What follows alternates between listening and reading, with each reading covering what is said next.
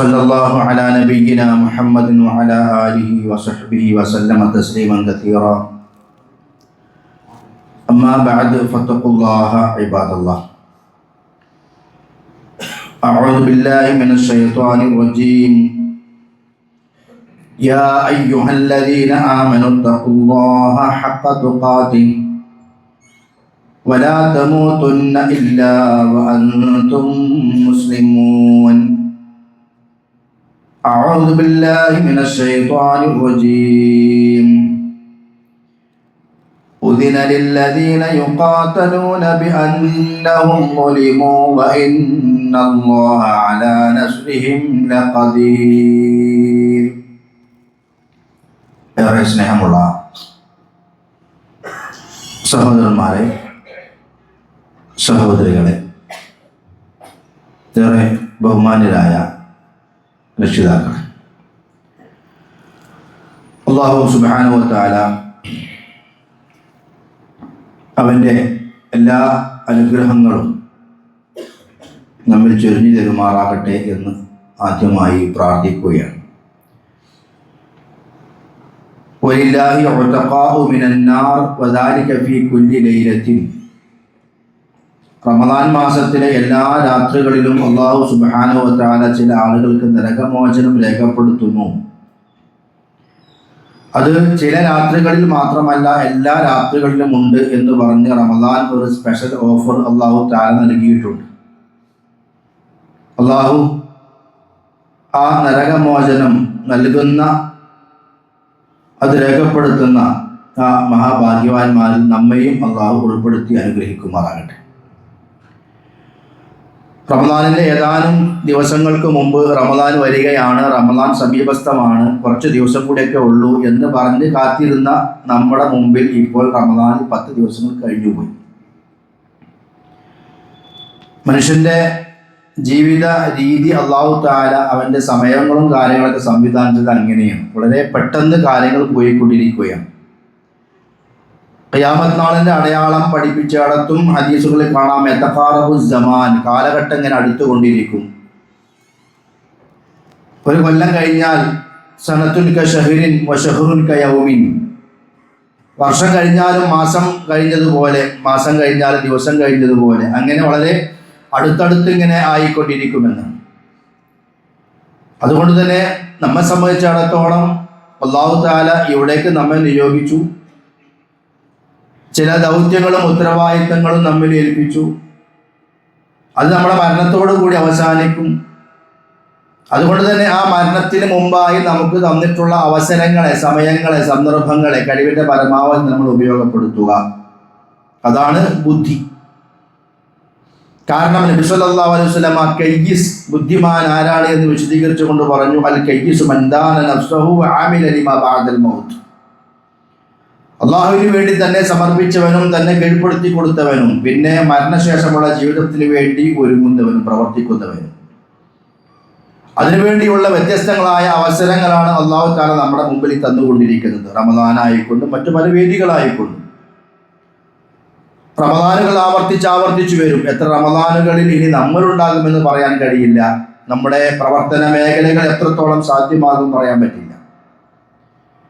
എത്ര കാലം നമ്മൾ ജീവിച്ചിരിക്കും അതെല്ലാം റബ്ബിൻ്റെ കയ്യിലുള്ള കാര്യമാണ്. ജീവിച്ചിരുന്നാൽ തന്നെ ആഫിയത്തുള്ള ആളുകൾ എത്രത്തോളം നമുക്കറിയാമല്ലോ. ഒരുപാട് ആളുകൾ രോഗങ്ങളിലും പ്രയാസങ്ങളിലുമാണ്.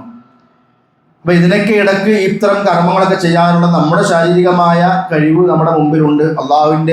അവൻ തന്ന അവസരങ്ങളും നമ്മുടെ മുമ്പിൽ ഉണ്ടാകുമ്പോൾ രണ്ടും കൂടി ചേർത്ത് പിടിച്ചുകൊണ്ട് അവനവൻ്റെ പരലോക വിജയത്തിന് ആവശ്യമായ കർമ്മങ്ങൾ ചെയ്യുക എന്നുള്ളതാണ് നമ്മൾ ചെയ്യേണ്ടത് ഏറ്റവും പ്രധാനപ്പെട്ട കാര്യം. അല്ലാഹു സുബ്ഹാനഹു വ തആല തൗഫീഖ് ചെയ്യുമാറാകട്ടെ.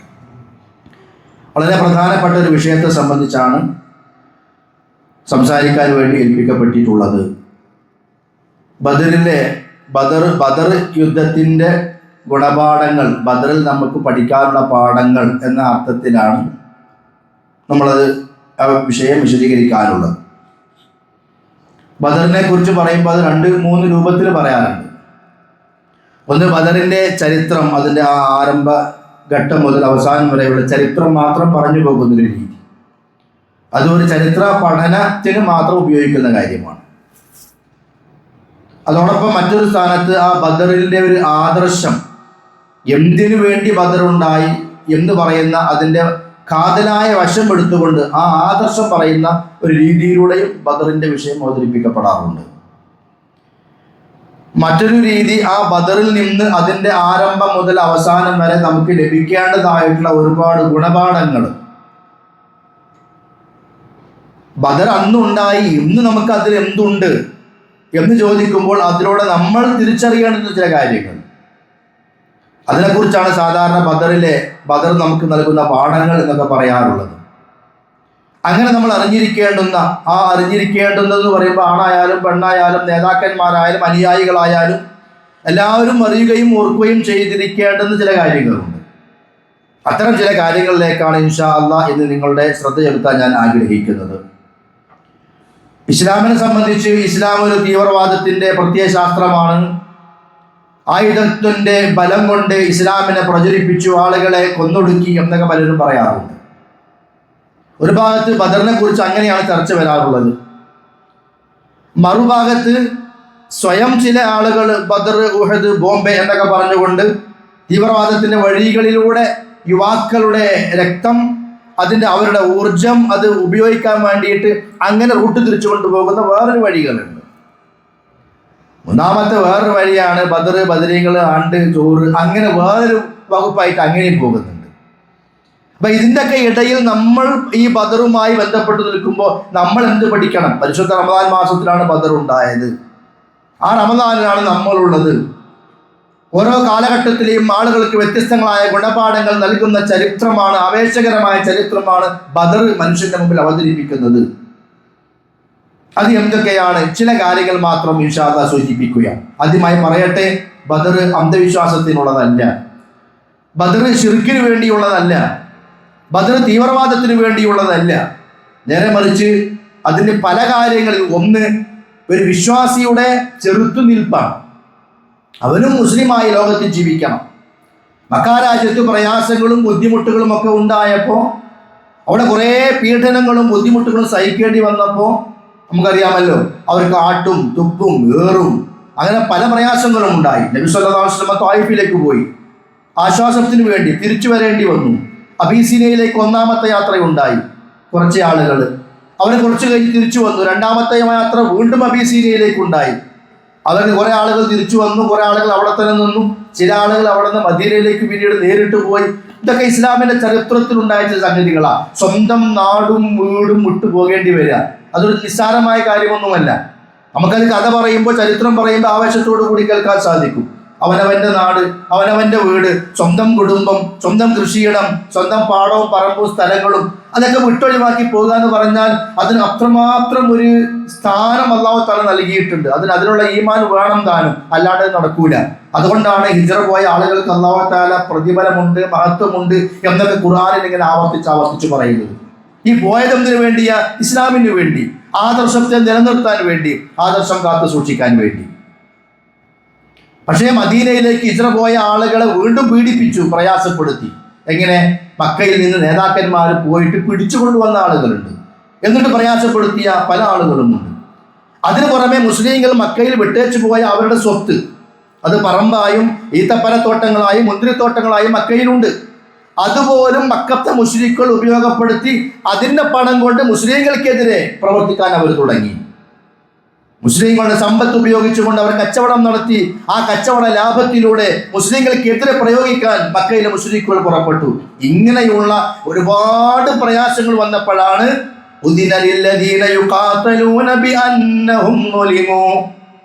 അവർ ഇതാ ആക്രമിക്കപ്പെട്ടിരിക്കുകയാണ്, അവർ പ്രയാസത്തിന്റെ ഘട്ടങ്ങളിലാണ്.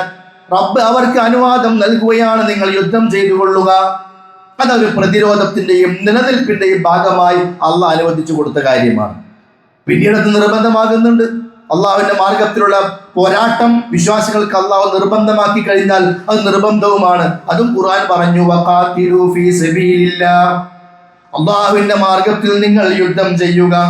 അല്ലദീന യുഖാതിലൂനകും വലാ തഅതദൂ ഇന്നല്ലാഹ ലാ യുഹിബ്ബുൽ മുഅ്തദീൻ. അള്ളാഹുവിന്റെ മാർഗത്തിൽ നിങ്ങളോട് വല്ലവൻ ആരെങ്കിലും നിങ്ങോട്ട് യുദ്ധം ചെയ്യാൻ വന്നാൽ നിങ്ങളും തിരിച്ച് അങ്ങോട്ടും യുദ്ധം ചെയ്തു കൊള്ളുക.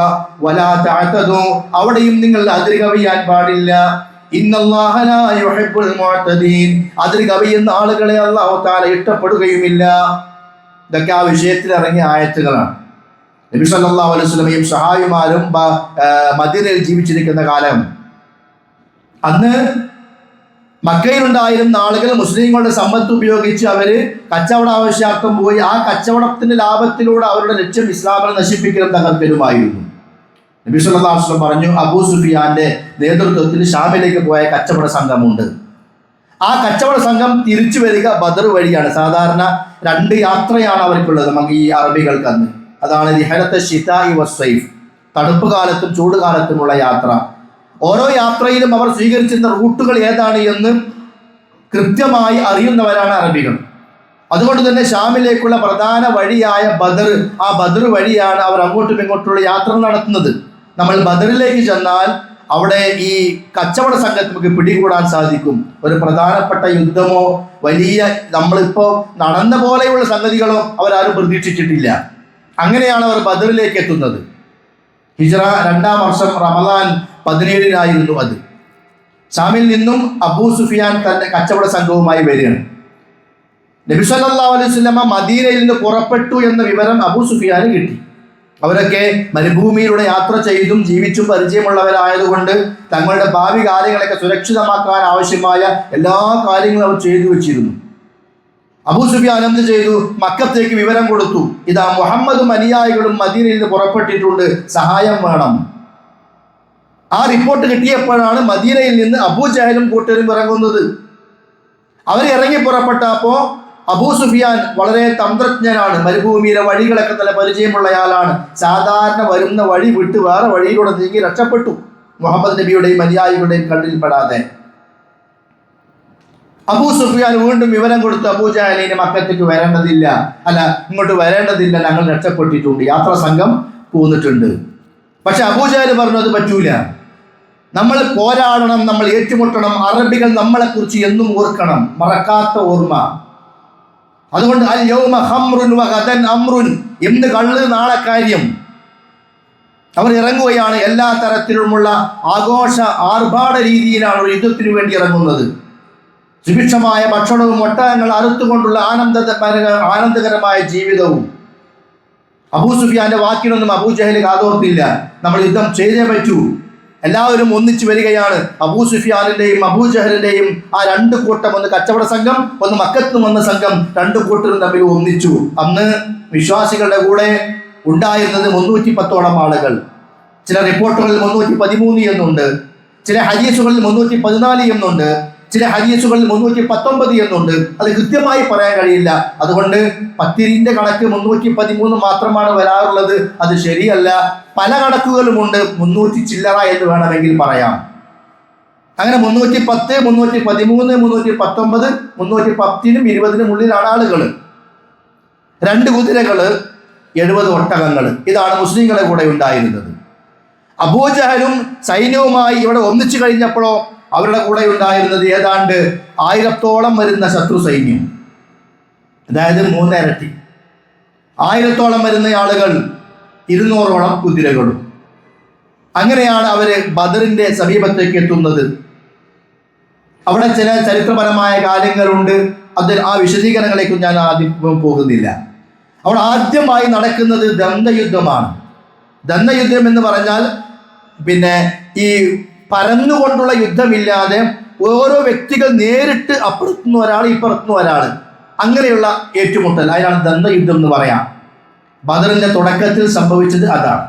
അതായത് ഈ മുശ്രിക്കുകളുടെ കൂട്ടത്തിൽ നിന്ന് ഉത്ബ, ഷൈബ, വലീദ്, ഇവരെന്ന് പറഞ്ഞാൽ അന്നത്തെ മുശ്രിക്കുകളിലെ പ്രധാനികളാണ്. നബി സല്ലല്ലാഹു അലൈഹി വസല്ലമയെ പ്രയാസപ്പെടുത്തുന്നതിൽ ഏറെ മുമ്പന്തിലുണ്ടായിരുന്ന ആളുകളാണ് ഈ ഉത്ബയും ഷൈബയും വലീദും ഒക്കെ. അവർ രംഗത്തിറങ്ങി വന്നുകൊണ്ട് പറഞ്ഞു, ധൈര്യമുള്ള ആളുകൾ മുന്നോട്ട് വരണം, രംഗത്തേക്ക് വരണം ഏറ്റുമുട്ടാൻ. അങ്ങനെയാണ് ഔഫ്, മുആദ്, അതേപോലെ തന്നെ അബ്ദുറഹ്മാൻ ഇബ്നു റവാഹ റളിയല്ലാഹു അൻഹും അവർ മുന്നോട്ട് ചെന്നത്. ഇവരൊക്കെ മദീനക്കാരാണ്. ഈ സന്ദർഭത്തിൽ ഈ പറഞ്ഞ നേരത്തെ വന്ന ഉത്ബയും ഷൈബയും ഒക്കെ പറഞ്ഞു, ഞങ്ങൾക്ക് ഈ വരുന്ന ഔഫിനെയും മുആദിനെയും അബ്ദുറഹ്മാൻ ബിൻ ഔഫിനെയും റവാഹയും ഞങ്ങൾക്ക് വേണ്ട. ഞങ്ങൾക്ക് വേണ്ടത് ഞങ്ങളുടെ നാട്ടിൽ നിന്ന്, ഞങ്ങളുടെ ഗോത്രത്തിൽ നിന്ന് ഇങ്ങോട്ട് വന്ന ചില ആളുകളുണ്ട്. അതായത് ഖുറൈശികളായ, ഞങ്ങളുടെ എളാപ്പ മൂത്താപ്പ മക്കളായ, ഞങ്ങളുടെ കുടുംബക്കാരായ ആളുകൾ, അവരെയാണ് ഞങ്ങൾക്ക് വേണ്ടത്. ഈ വന്ന ആളുകളെ ഞങ്ങൾക്ക് വേണ്ട. അപ്പോൾ നബി സല്ലല്ലാഹു അലൈഹി വസല്ലം പറയുകയാണ്, യാ ഖും യാ ഉബൈദത്തു ബിനുൽ ഹാരിസ്, അല്ലയോ ഉബൈദ എഴുന്നേൽക്കും. ഖും യാ ഹംസ, ഖും യാ അലി, 3 പേരുകളാണ് പറഞ്ഞത്. മഹാനായ ഉബൈദ റളിയല്ലാഹു അൻഹു ബദർ രണാങ്കണത്തിലേക്ക് ഇറങ്ങിക്കൊണ്ട് തന്റെ കാല് മുറിഞ്ഞു പോയ ഒന്നാമത്തെ സ്വഹാബിയാണ് ഉബൈദ റളിയല്ലാഹു അൻഹു. മദീനത്തെ പള്ളിയിൽ നമ്മൾ ചെന്നാൽ അത്ഭുതമാണ്. ഇന്നല്ല, അന്ന് ചെവി മുറിഞ്ഞു പോയ ആളുകൾ, കൈവിരലുകളില്ലാത്ത ആളുകൾ, കൈപ്പത്തി ഇല്ലാത്ത ആളുകൾ, ഒറ്റ കയ്യിൽ നിൽക്കുന്ന ആളുകൾ, ഒറ്റ കാല്, ഇതൊക്കെ അവിടെ പോയി എന്നറിയോ? ബദറിലും ഉഹുദിലും അതേപോലെ മറ്റു തബൂക്ക് ഇങ്ങനെയുള്ള യുദ്ധങ്ങളിലൊക്കെ നഷ്ടപ്പെട്ടു പോയ ആളുകൾ. പിന്നീടുണ്ടായ യുദ്ധങ്ങളുടെ ചരിത്രം അത് വേറെ. ഇന്നല്ലാഹ ഇശ്തറാ മിനൽ മുഅ്മിനീന അംവാലഹും അൻഫുസഹും ബിഅന്ന ലഹുമുൽ ജന്ന, സ്വർഗം തരാമെന്ന് പറഞ്ഞുകൊണ്ട് അല്ലാഹു തആല വിശ്വാസികളിൽ നിന്ന് ശരീരവും സമ്പത്തും വാങ്ങിയിട്ടുണ്ട് എന്നാണ്. അവരത് കൊടുത്തു, നമ്മൾ കൊടുത്തിട്ടില്ല എന്ന് മാത്രം. ഊർജമായും രക്തമായും സമ്പത്തായും സമയമായും അള്ളാഹിന്റെ മാർഗത്ത് എങ്ങനെയൊക്കെ കൊടുക്കാൻ പറ്റുമോ അവരൊക്കെ കൊടുത്തു. അതുകൊണ്ടാണ് അവരുടെ കൈകാലുകളൊക്കെ നഷ്ടപ്പെട്ടു പോയത്. അതിന് പകരം സ്വർഗം ഉണ്ടെന്നുള്ള ഉറപ്പല്ല കൊടുത്തിട്ടുണ്ട്. ഏതായാലും ഈ 3 ആളുകൾ രംഗത്തേക്ക് വന്നു. ഉബൈദ റളിയല്ലാഹു അൻഹു, ഹംസ റളിയല്ലാഹു അൻഹു, അലി റളിയല്ലാഹു അൻഹു. ഇവരെക്കാരെന്നറിയോ? ഈ ഉത്ബയും ഷൈബയും വലീദും ഇവരൊക്കെ തമ്മിലുള്ള ഏളാപ്പ മൂത്താപ്പാര് മക്കളാണ്. അവർ മക്കയിൽ നിന്ന് വന്ന ആളുകളാണ്. നബി സല്ലല്ലാഹു അലൈഹി വസല്ലമ ഇത് പറഞ്ഞപ്പോൾ അവർ എഴുന്നേറ്റ് വന്ന് ഉബൈദയും ഉത്ബയും ഏറ്റുമുട്ടി. ഹംസ റളിയല്ലാഹു അൻഹും ഷൈബയും ഏറ്റുമുട്ടി. അലി റളിയല്ലാഹു അൻഹും വലീദും ഏറ്റുമുട്ടി. അലി റളിയല്ലാഹു അൻഹു വലീദിനെയും ഹംസ റളിയല്ലാഹു അൻഹു ഷൈബയെയും കൊലപ്പെടുത്തുകയുണ്ടായി ആദ്യഘട്ടത്തിൽ തന്നെ. ഉബൈദ റളിയല്ലാഹു അൻഹും ഉത്ബയും തമ്മിൽ കുറെ ദീർഘസമയം ഏറ്റുമുട്ടേണ്ടി വന്നു. അവസാനം അലിയും ഹംസയും ഉബൈദ റളിയല്ലാഹു അൻഹുവിനെ സഹായിക്കുകയുണ്ടായി. തുടക്കത്തിൽ തന്നെ 3 മുശ്രിക്കുകളായ നേതാക്കന്മാർ മരണപ്പെട്ടു പോയ യുദ്ധം. ആ യുദ്ധത്തിന്റെ അവസാനം മുസ്ലിങ്ങൾക്ക് 14 ആളുകൾ ഷഹീദായി. 14 പേർ. ഇന്ന് നമ്മൾ ബദറിൽ ചെന്നാൽ ബദറിന്റെ മഖ്ബറയുടെ ഓപ്പോസിറ്റ് ഭാഗത്തുള്ള ചുമരില് പേരുകൾ എഴുതി വെച്ചിട്ടുണ്ട്. 14ഓളം പേരുകൾ ബദറിലെ ശുഹദാക്കളായിട്ടുള്ള ആളുകൾ. അവരാരും തങ്ങളുടെ പേരുകൾ അവിടെ എഴുതി വെക്കാൻ വേണ്ടി പണിയെടുത്തവരൊന്നുമല്ല. പക്ഷേ അല്ലാഹു തആല കൊടുക്കുന്ന പിൽക്കാലത്തേക്കുള്ള നല്ല സ്മരണയാണ്. അവരെ കുറിച്ച് കേൾക്കുമ്പോൾ, അവരുടെ പേരുകൾ കാണുമ്പോൾ ആ ചരിത്രം പലരുടെയും മനസ്സുകളിലേക്ക് വരും. ഇസ്ലാമിന് വേണ്ടി അവരൊക്കെ സഹിച്ച ത്യാഗങ്ങളും പ്രയാസങ്ങളും എത്രത്തോളമാണ് എന്നുള്ള ആ ചിന്ത ഓരോ വിശ്വാസിക്കും കടന്നു വരും. അവിടെ പ്രാർത്ഥന വരും, റബ്ബന ഗഫിർ ലനാ വലിഇഖ്വാനിന അല്ലദീന സബഖൂനാ ബിൽ ഈമാൻ വലാ തജ്അൽ ഫീ ഖുലൂബിനാ ഗില്ലൻ ലില്ലദീന ആമനൂ റബ്ബനാ ഇന്നക റഊഫുർ റഹീം. മുൻഗാമികളായ ഈമാനുള്ള വിശ്വാസികൾക്ക് വേണ്ടി നമ്മൾ നിർവഹിക്കേണ്ട പ്രാർത്ഥനയാണ്. അവരുടെ പേരുകൾ കാണുമ്പോൾ റളിയല്ലാഹു അൻഹും എന്നുള്ള പ്രാർത്ഥന, അതും ഒരു പ്രാർത്ഥനാ വാക്കാണ്, നമ്മൾ നിർവഹിക്കും. അതെ, 14ഓളം മുസ്ലിങ്ങളായ ഷഹീദായ ആളുകൾ അവിടെ. മറുഭാഗത്തോ 70ഓളം മുശ്രിക്കുകൾ കൊല്ലപ്പെട്ടു എന്നുള്ളതാണ്. ഇതാണ് ബദറിന്റെ ആ തുടക്കം മുതൽ ഒടുക്കം വരെ ഉണ്ടായ ചുരുക്കക്കാര്യം. ശക്തമായ പല സംഗതികളും ഉണ്ടായിട്ടുണ്ട്. ഇൻഷാ അല്ലാഹ് അത് ആ ബദറിന്റെ നമ്മൾ പഠിക്കേണ്ടുന്ന ഓരോരോ കാര്യങ്ങൾ പറയുമ്പോൾ ഞാൻ കൂട്ടത്തിൽ പറയാം. ഒന്നിച്ച് വെറുതെ ചരിത്രം പറഞ്ഞു പോയിട്ട് കാര്യമില്ല. ബദറിലൂടെ നമ്മൾ പഠിക്കേണ്ടുന്ന പല സുപ്രധാനമായ പാഠങ്ങളിലെ ഒന്നാമത്തെ ഒരു കാര്യം, ഏതൊരു കാര്യത്തിലേക്ക് ഇറങ്ങുമ്പോഴും ഒരു കൂടിയാലോചന. വഅംറുഹും ശൂറാ ബൈനഹും, വിശ്വാസികളുടെ ഏത് കാര്യവും ശൂറയിലൂടെ ആയിരിക്കണം.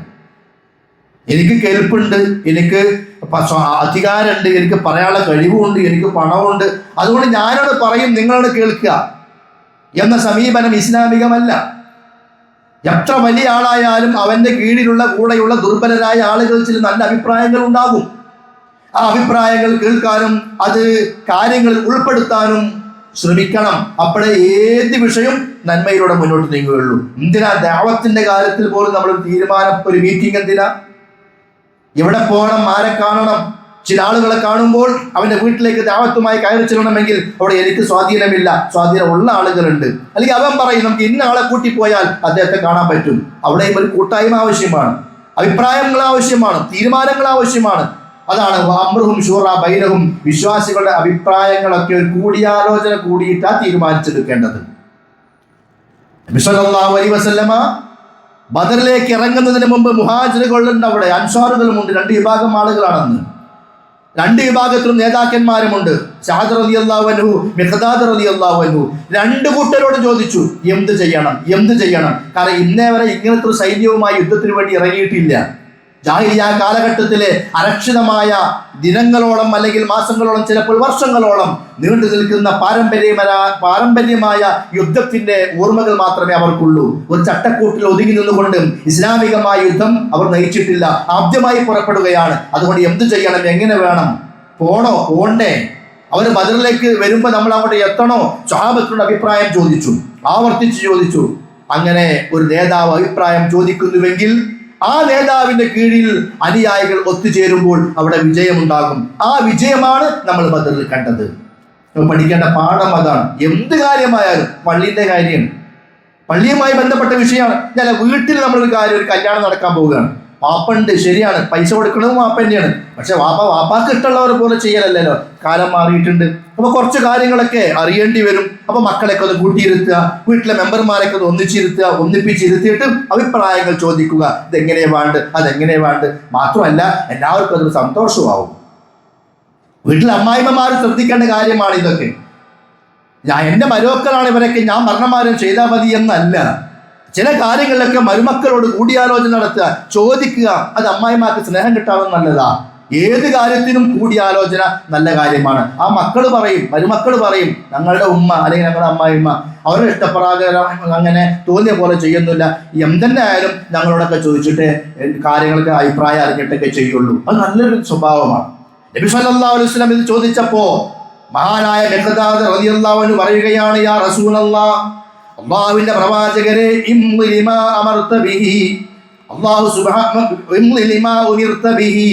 അല്ലാഹു എന്തെന്നാണോ കൽപ്പിച്ചിട്ടുള്ളത് അത് നിങ്ങൾ അങ്ങോട്ട് ചെയ്തു കൊള്ളുക. ഞങ്ങൾ നിങ്ങളുടെ കൂടെയുണ്ട്. വല്ലാഹി, അല്ലാഹുവാണ് സത്യം, ലാ നഖൂലു, ഞങ്ങൾ പറയുകയില്ല. എന്ത് പറയുകയില്ല? കമാ കാലത്ത് ബനൂ ഇസ്രായേൽ, മുമ്പ് ബനൂ ഇസ്രായേൽ പറഞ്ഞതുപോലെ. അതായത് ഫലസ്തീനിലേക്ക് നിങ്ങൾ ചെല്ല്, അവിടേക്ക് നിങ്ങൾ പ്രവേശിക്ക്, നിങ്ങൾ യുദ്ധം ചെയ്യാൻ സന്നദ്ധരാക്, അല്ല നിങ്ങളുടെ കൂടെ ഉണ്ട്, അല്ല സഹായിക്കും. ഇത് പറഞ്ഞു ബനൂ ഇസ്രായേലിയരോട് മൂസാ നബി.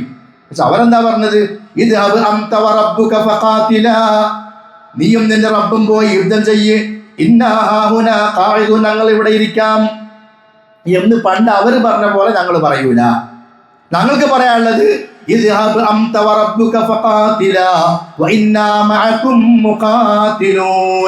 അല്ലാഹു നിങ്ങളൊക്കെ ഒരുങ്ങിക്കോളും, ഞങ്ങൾ നിങ്ങളുടെ കൂടെ ഉണ്ട്. അപ്പൊ നോക്കി, നിങ്ങളൊരു നേതാവ് അഭിപ്രായം ചോദിച്ചാൽ അപ്പോൾ നല്ലൊരു അഭിപ്രായം അനുയായികളിൽ നിന്ന് കിട്ടുക. ഇനി അവിടെ യുദ്ധത്തിന് പോകുമ്പോഴും നേതാവിന് സമാധാനമാണ്. അല്ലെങ്കിലോ എന്തെങ്കിലും പോരായ്മ വന്നാൽ പിന്നെന്താ പറയാ, അപ്പോഴും നിങ്ങളെ ഇഷ്ടത്തിന് പോയതല്ലേ. ചിലപ്പോൾ പോകാനൊക്കെ കൂടെ ആളുണ്ടാവും. പോയി കഴിഞ്ഞ് തോൽവി വന്നാലോ, പരാജയം വന്നാലോ, പ്രശ്നങ്ങൾ വന്നാൽ എന്താ പറയാ, നിങ്ങളെ ഇഷ്ടപ്രകാരം ചെയ്തതല്ലേ, ഞാൻ അനുഭവിച്ചോളി.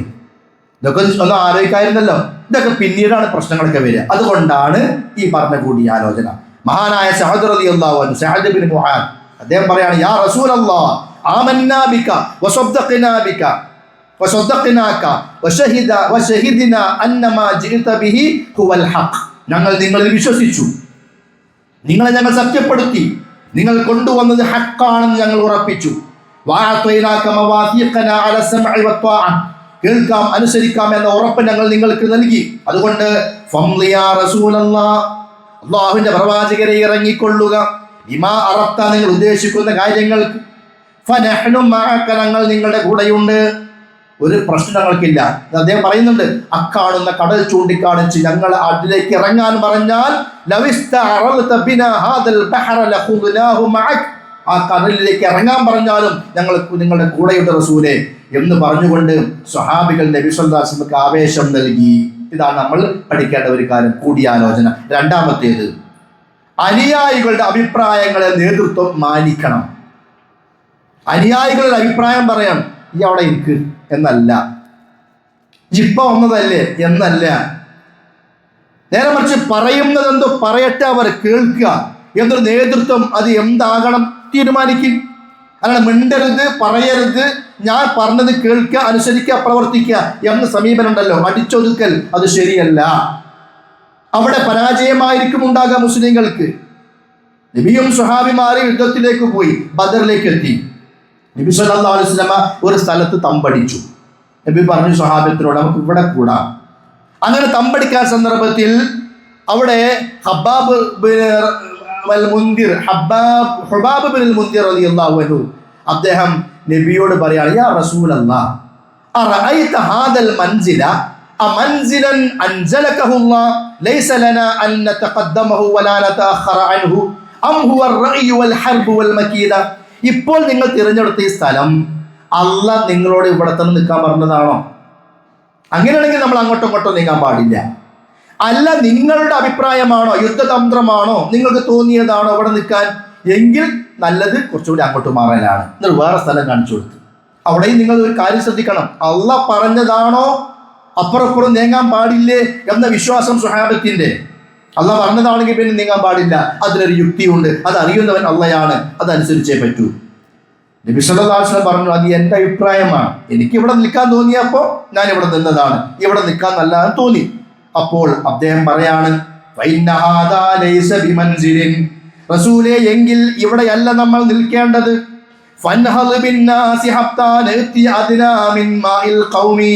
അപ്പുറത്തൊരു ജലതടാകമുണ്ട്, ബദറിൽ ഒരു വെള്ളത്തിന്റെ കെട്ടുണ്ടായിരുന്നു. നമുക്ക് എന്ത് ചെയ്യാം, അവിടെ പോയി നിൽക്കാം. അവിടെ പോയി നിന്നാൽ പല കാര്യങ്ങളുണ്ട്. എന്താണ്?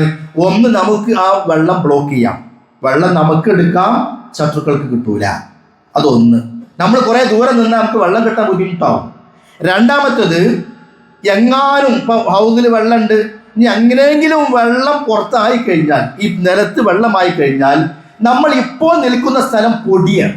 പൊടിയിൽ വെള്ളമായാൽ ചേറ് പോലെ ആകെ കുഴഞ്ഞ് നിൽക്കാൻ പോലും കഴിയില്ല. ഹൗസ് ഉള്ളിടത്ത് മണലാണ്, മണല് വെള്ളമായാൽ ഉറപ്പ് കിട്ടും മണ്ണിന്, അവിടെ പോയി നിൽക്കാൻ നല്ലത്. ഇങ്ങനെ ഒരു അഭിപ്രായം പറഞ്ഞു. ആരാ പറയണത്? ഒരു സാധാരണക്കാരനായ ഒരു അനുയായി. ആരോടാ പറയുന്നത്? ലോകത്തിന്റെ നേതാവിനോട്.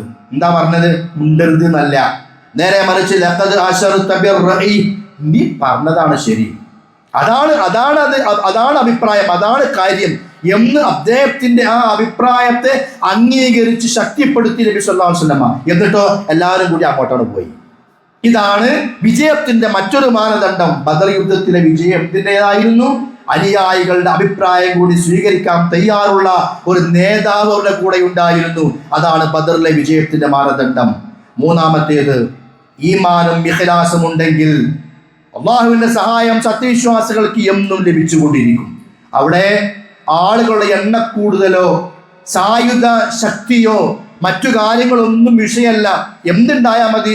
ഇഖ്ലാസും ഈമാനും. ഇന്ന് നമ്മുടെ എല്ലാ പരാജയത്തിൻ്റെയും കാരണം എന്താ? അത് രണ്ടും ഇല്ല എന്നുള്ളതാണ്. ഇപ്പോ രാഷ്ട്രീയപരമായ എതിർപ്പുകൾ, ഭരണപരമായ എതിർപ്പുകൾ ഒക്കെ ഇസ്ലാമിന്റെ പേരിലാണ്. മുസ്ലിങ്ങൾ അങ്ങനെ ആക്കും, ഇങ്ങനെ ആക്കും, അതുണ്ടാവും, ഇതുണ്ടാവും, ആ പരിശോധന, ഈ പരിശോധന. എന്ത് പരിശോധിച്ചാലും, ആര് പരിശോധിച്ചാലും അള്ളാഹ് നമുക്ക് നൽകുന്ന വാക്കുണ്ട്, അത് നമ്മൾ കേൾക്കണം, അതിൽ നമ്മൾ വരവേൽപ്പിക്കണം.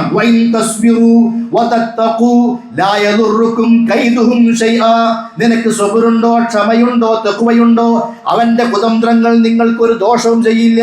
ഇത് അള്ളാന്റെ വാക്കാ, നമുക്കതിൽ വിശ്വാസം വേണം. പക്ഷെ നമ്മൾ ഒരു ചണ്ടികളായി മാറരുത്, അപ്പൊ അത് കിട്ടൂല. മണവെള്ളപ്പാച്ചിലെ ചണ്ടികൾ എന്ന് പറഞ്ഞില്ലേ? ഈമാൻ ഇല്ലാത്ത, ഇഖ്ലാസ് ഇല്ലാത്ത, അള്ളാഹിനെ കുറിച്ചുള്ള ഭയമോ പേടിയോ ആ നിലക്കുള്ള കാര്യങ്ങളൊന്നുമില്ലാത്ത, ദുനിയാവിനെ മാത്രം ഒരു ജീവിതത്തിന് ലക്ഷ്യമായി കണ്ടുകൊണ്ട് നടക്കുന്ന മഴവെള്ളപ്പാച്ചിലെ ചണ്ടികൾ. അങ്ങനെ ആയിക്കഴിഞ്ഞാൽ എന്താ റസൂൽ സ്വല്ലല്ലാഹു അലൈഹി വസല്ലം പറഞ്ഞത്? വിശക്കുന്നവന്റെ കൈകൾ ഭക്ഷണത്തളികയിലേക്ക് ആർത്തിയോട് വരുന്നത് പോലെ എല്ലാ ശത്രുക്കളുടെയും കൈകൾ മുസ്ലിങ്ങൾക്ക് നേരെ കടന്നു വരുന്ന ഒരു കാലഘട്ടം വരും. നമ്മൾ അതിന്നും മാറണം. എന്നൊരു ഇഖ്ലാസോടുകൂടി പ്രവർത്തിക്കുന്നവരാകണം.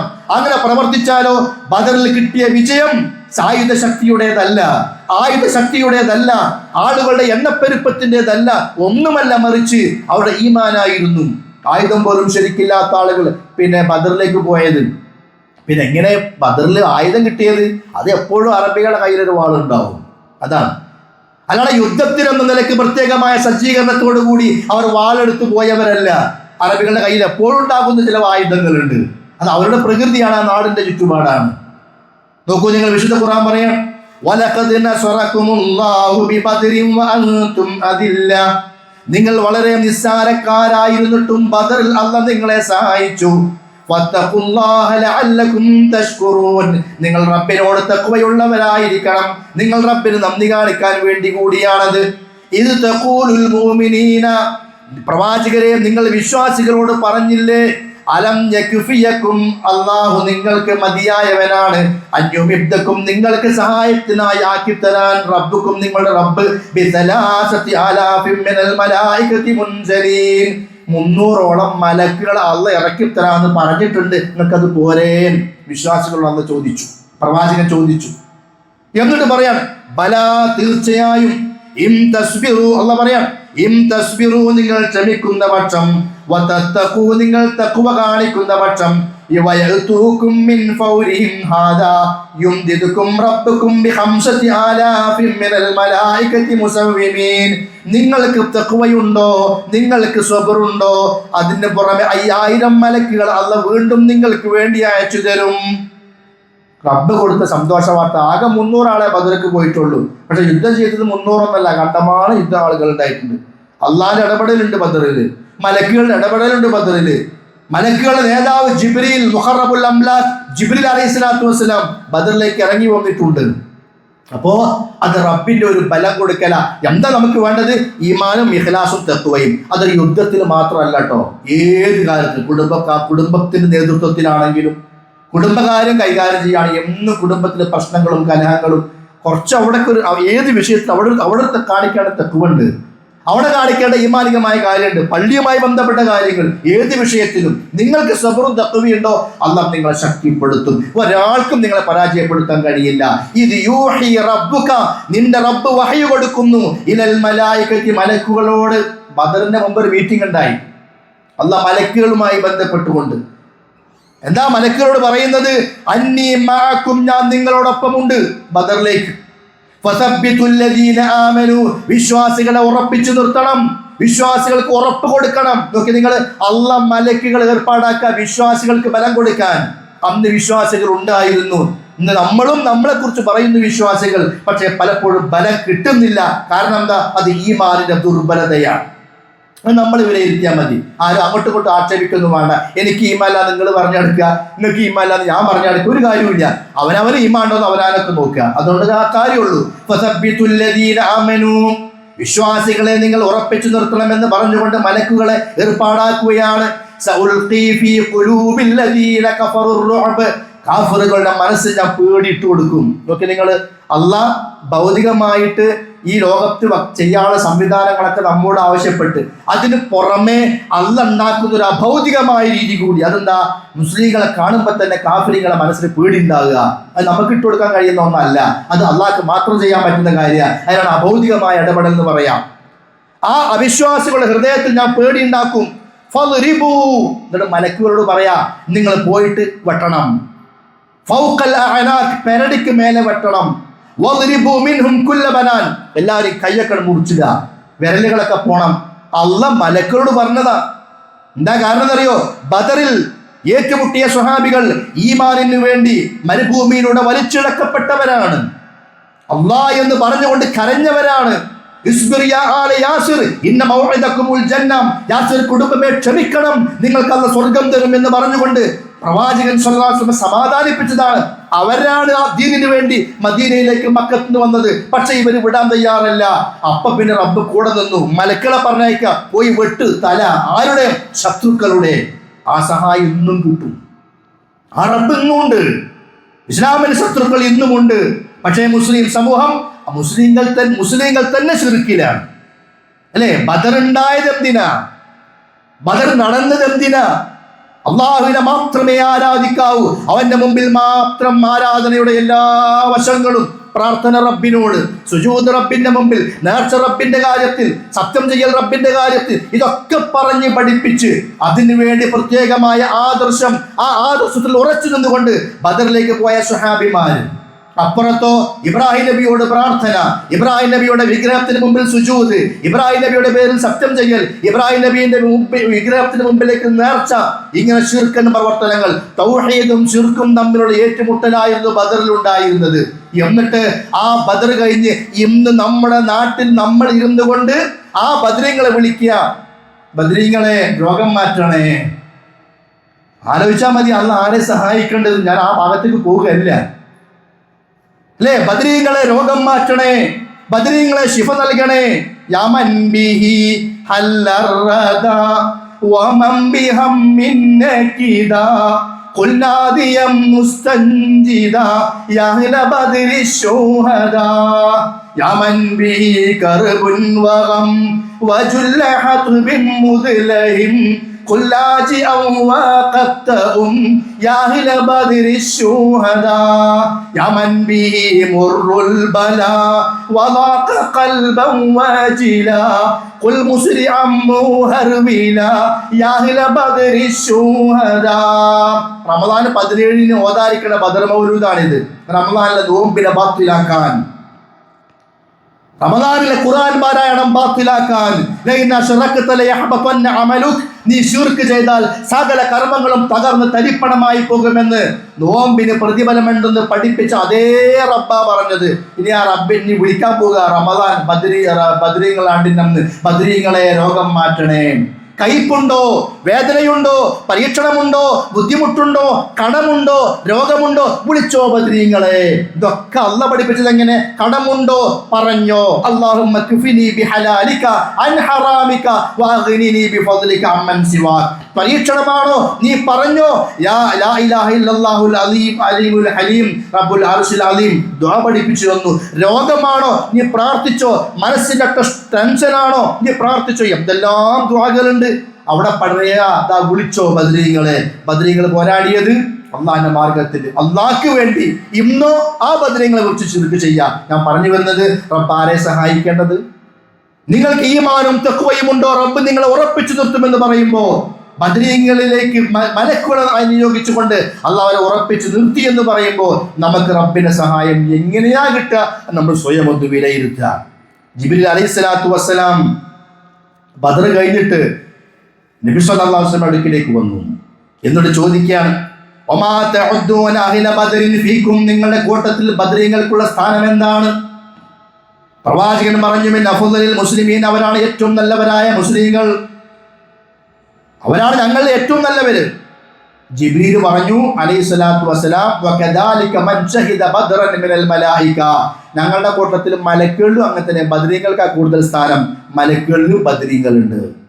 അതിന്റെ കാരണം എന്താ? ബദർ രണ്ടാം ഗണത്തിലേക്ക് അള്ളാഹ് ഇറങ്ങാൻ പറഞ്ഞപ്പോൾ മലക്കുകൾ ഇറങ്ങി വന്നു. ഇമാം മുസ്ലിമിന്റെ ഹദീസിൽ കാണാം, ബൈനമാ റജുലുൻ മിനൽ മുസ്ലിമീന യൗമഇദിൻ യസ്തബ്ദു ഫീ അഥരി റജുലിൻ മിനൽ മുശ്രിക്കീന അമാമഹു, തന്റെ മുമ്പിൽ ഓടിക്കൊണ്ടിരിക്കുന്ന മുശ്രിക്കായ മനുഷ്യന്റെ പിറകെ മുസ്ലിങ്ങൾ വാളുകൊണ്ട് ഓടുക യുദ്ധം ചെയ്യുമ്പോ. അപ്പൊ അദ്ദേഹം പറയാ, അങ്ങനെ ഓടുമ്പോ ആ മുശ്രിക്കിന് അടുത്തെത്തിയപ്പോൾ ഇത് സമിഅ സർബതൻ ബിസ്സൗതി ഫൗഖഹു, മുകളിൽ നിന്ന് വാളുകൾ കൂട്ടിമുട്ടുന്ന ശബ്ദം കേൾക്കുക. ആളെ ഒന്നും കാണാനില്ല. വസൗത്തുൽ ഫാരിസി യഖൂൽ, യോദ്ധാക്കൾ പറയുന്ന വർത്തമാനങ്ങളൊക്കെ മുകളിൽ നിന്ന് ഇങ്ങനെ കേൾക്കാനുണ്ട്. അങ്ങനെ പെട്ടെന്ന് മുശ്രിക്ക് മുമ്പിലുണ്ട്, അവനെ പിടിക്കാനാ ഓടുന്നത്. മുകളിൽ നിന്ന് വാളിന് ശബ്ദം കേൾക്കാനുണ്ട്. ഇദ്ദേഹം പറയാ, ഫഖറ മുസ്തൽഖിയ, അവിടെ വീണു, തല പോയിട്ട്. മൂക്കൊക്കെ മുറിഞ്ഞിട്ടുണ്ട്. വശഖ വജൂഹു, മുഖം പിളർന്നിട്ടുണ്ട്. മുസ്ലിങ്ങൾ അറിയാതെ ശത്രുവിനെ ഏറ്റുമുട്ടാൻ വേണ്ടി പിറകെ ഓടുമ്പോ അവർ ഒന്നും ചെയ്യാതെ തന്നെ തല മുറിഞ്ഞു വീഴുക. പിന്നെയോ മുഖം കീറുക, മൂക്ക് മുറിയുക. ആരാ? മലക്കുകൾ. അള്ളാഹ് പറഞ്ഞില്ലേ, ഫദ്രിബു ഫൗഖൽ അഅനാഖ്, പെരടിക്ക് മേലെ വെട്ട്. ആ വെട്ടവിടെ നടക്കുകയാണ്. അള്ളാഹ് അത്രത്തോളം സഹായിച്ചു. അള്ളാഹ് ഇടപെട്ട യുദ്ധമാണ് ബദർ. അള്ളാഹു തആല മലക്കുകൾ അയച്ച യുദ്ധമാണ് ബദർ. ഇമാം ബുഖാരിയുടെ ഒരു ഹദീസിൽ കാണാം, നബി സല്ലല്ലാഹു അലൈഹി വസല്ലം പറയാണ്, അദാ ജിബ്രീൽ ആഖിദും ബിറഅസി ഫർസിഹി, തന്റെ കുതിരയുടെ തലയും ആ കടിഞ്ഞാണ് പിടിച്ചതാ വരുന്നു. അലൈഹി അദാത്തുൽ ഹർബ്, ആ ജിബ്രീൽ പടക്കോപ്പുകൾ ധരിച്ചിട്ടുണ്ട്. വേറെ ആരും കണ്ടിട്ടില്ല. നബി സല്ലല്ലാഹു അലൈഹി വസല്ലം കണ്ടതാണ്. അത് മുഅ്ജിസത്തിന്റെ ഭാഗമാണ്, നബിമാരുടെ പ്രത്യേകതയാണ്. അത് വേറെ ആൾക്കും ഇല്ല. അങ്ങനെ അല്ലാഹു തആല ഒരു സഹായം, ഞാൻ പറഞ്ഞു വന്നത് ഈമാനും തഖ്വയും ഇഖ്ലാസും, അത് നമുക്ക് എന്നും ഉണ്ടോ അല്ലാഹു നമ്മുടെ കൂടെ ഉണ്ടാകും. അതാണ് ബദർ നൽകുന്ന പാഠം. പിന്നെ അല്ലാഹു സുബ്ഹാനഹു വ തആല വിശ്വാസികൾക്ക് ഉറക്കം നൽകി. അപ്പോൾ ഒരാൾ ഉറങ്ങിയത് ഇപ്പം ഇത്ര വലിയ കാര്യമാണ്. ഉറക്കം, യുദ്ധം നടക്കുക കുറച്ച് കഴിഞ്ഞാൽ ആർക്കാ ഉറക്കം വരിക? നാളെ വീട്ടിൽ മകളുടെ കല്യാണം, ആവശ്യത്തിനുള്ള പണമോ സ്വർണമോ സ്വരൂപിക്കപ്പെട്ടിട്ടില്ല. വാപ്പ ഉറങ്ങുമോ? ഉമ്മ ഉറങ്ങുമോ? അപ്പുറത്തും ഇപ്പുറത്തൊക്കെ എല്ലാവരും സന്തോഷം നടത്താനൊക്കെ ഉണ്ടാവും. അപ്പുറത്ത് വാപ്പയും ഉമ്മയും ഇരുന്ന് കരയുണ്ടാവും. അവർക്ക് ഉറക്കം വരില്ല അല്ലേ? സന്തോഷത്തിന്റെ ഘട്ടം അമിതമായി വന്നാൽ ചിലപ്പോൾ ഉറക്കം വരില്ല. പേടിയുള്ള രംഗം, നാളെ എന്തോ ഒരു കേസും കാര്യമുണ്ട്, ഉറക്കം വരില്ല. സ്വഹാബികൾ ഏറ്റുമുട്ടാൻ പോവുക, 310ഓളം ആളുകൾ, 1000ഓളം വരുന്ന ആളുകളോട് അല്ലാഹ് എന്താ ചെയ്തെന്നറിയോ?